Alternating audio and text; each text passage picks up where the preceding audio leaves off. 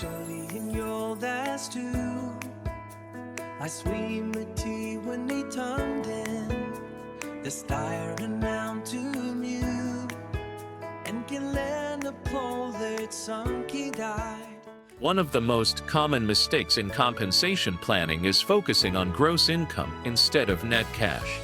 Clients do not spend gross dollars. They spend the money that actually reaches their bank account. That is why experienced advisors always look beyond the headline number and focus on the amount that remains after taxes and deductions. At the center of the slide, we see an owner-manager comparing two compensation options. Both salary and dividends show a gross amount of $100,000. At first glance, they appear identical. Naturally, the client asks an important question: which one gives me more money to spend? The answer cannot be determined by looking at the gross amount alone. On the left side of the slide, we see the salary path. Salary passes through several layers before becoming spendable cash. Income tax is withheld, CPP contributions are deducted, and payroll deductions are applied. Only after those amounts are removed does the employee receive the net pay available for spending. This means that the amount shown on the salary agreement is not the amount that ultimately reaches the bank account. On the right side of the slide, we see the dividend path. Dividends follow a different process. There are no CPP deductions, and the tax treatment differs from salary.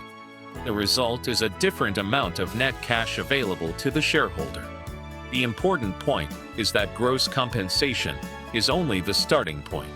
What really matters is the amount left after all taxes, deductions, and obligations have been considered. The flow diagram at the bottom summarizes the correct way to think about compensation planning. Gross income flows through taxes and deductions, and what remains is net cash available. That final number is what supports the client's lifestyle, pays household expenses, funds investments, and helps achieve personal goals. The key lesson is simple: never compare compensation strategies using gross amounts alone.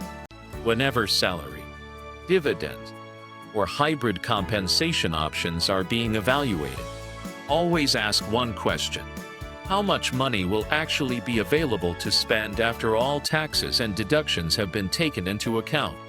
That net amount is the number that truly matters. Now let's examine one of the most misunderstood differences between salary and dividends: the timing of taxes. Many owner-managers compare the amount of cash they receive and assume that receiving more money today automatically means they are paying less tax.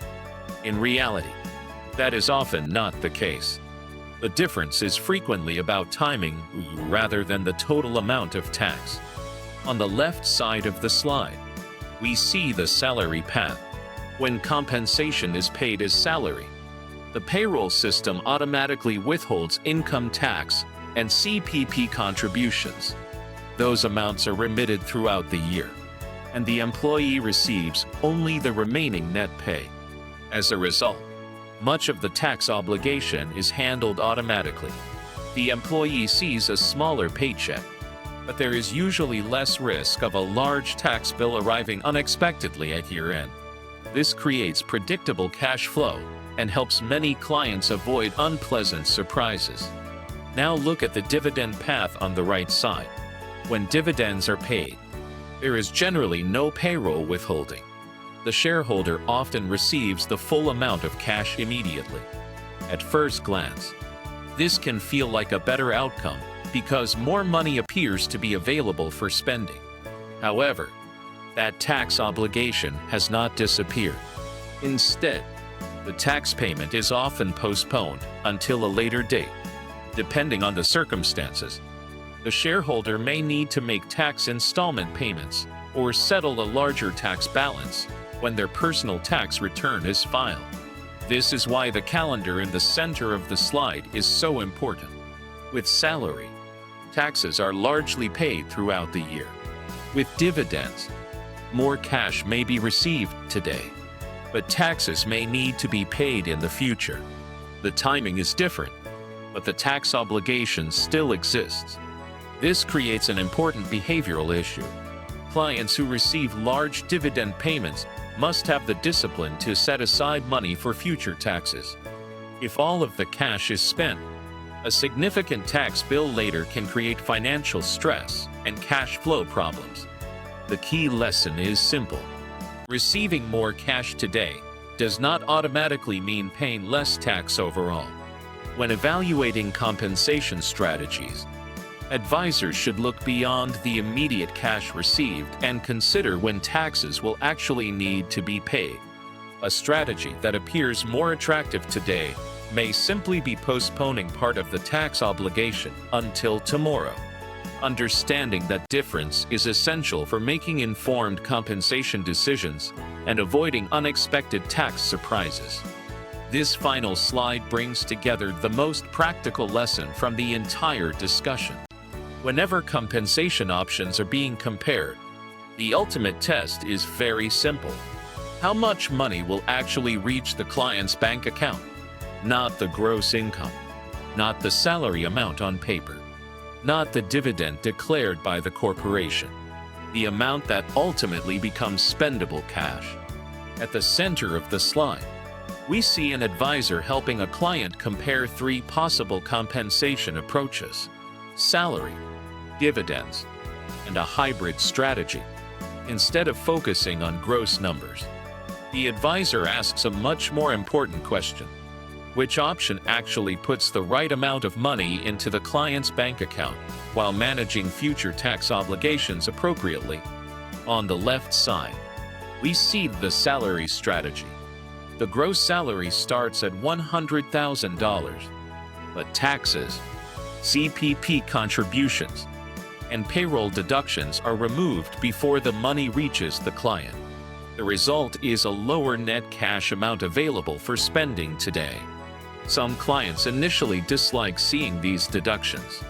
However, there is an important advantage.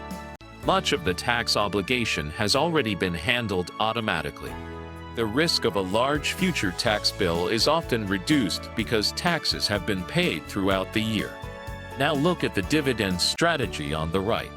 The shareholder receives a larger amount of cash initially because there are generally no payroll withholdings. This can create the impression that dividends are always better because more money arrives today. But the future tax liability still exists.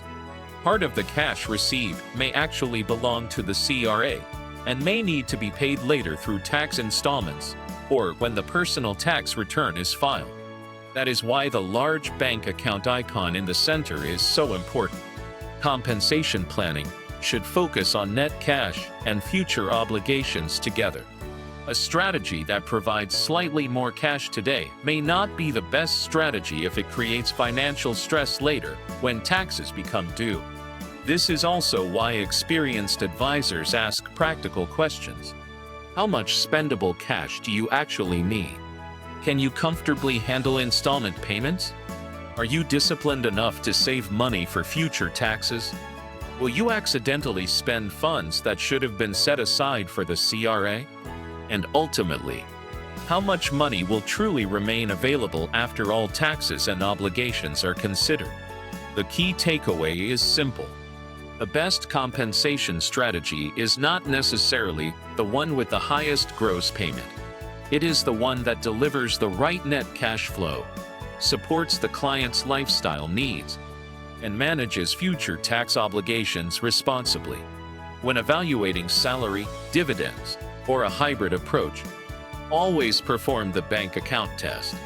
Focus on what the client can actually spend, not just what appears on paper.